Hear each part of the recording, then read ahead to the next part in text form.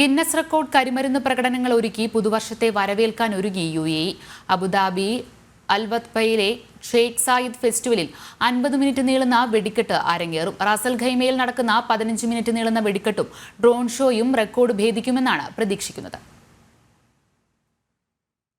UAEയിൽ വിപുലമായ പുതുവത്സരാഘോഷ പരിപാടികളാണ് ഇത്തവണ ഒരുക്കുന്നത്. ഗിന്നസ് റെക്കോർഡ് ഭേദിക്കുന്ന കരിമരുന്ന് പ്രയോഗവും വിവിധ കലാപരിപാടികളും രാജ്യത്തിന്റെ സുപ്രധാന സ്ഥലങ്ങളിലെല്ലാം അരങ്ങേറും. പുതുവർഷ പുലരിയിൽ ലോക റെക്കോർഡ് സ്വന്തമാക്കാൻ അബുദാബി അൽവത്ബയിലെ ഷെയ്ഖ് സായിദ് ഫെസ്റ്റിവലിൽ ഒരുക്കുന്നത് 50 മിനിറ്റ് നീളുന്ന വെടിക്കെട്ടാണ്. 6000 ഡ്രോണുകൾ 20 മിനിറ്റിലേറെ ആകാശത്ത് വട്ടമിട്ട് പറന്ന് പുതുവർഷത്തെ സ്വാഗതം ചെയ്ത് റെക്കോർഡിടും. 2024 സ്ഥാപിച്ച സ്വന്തം റെക്കോർഡ് ഭേദിക്കാനുള്ള ശ്രമത്തിലാണ് സംഘാടകർ.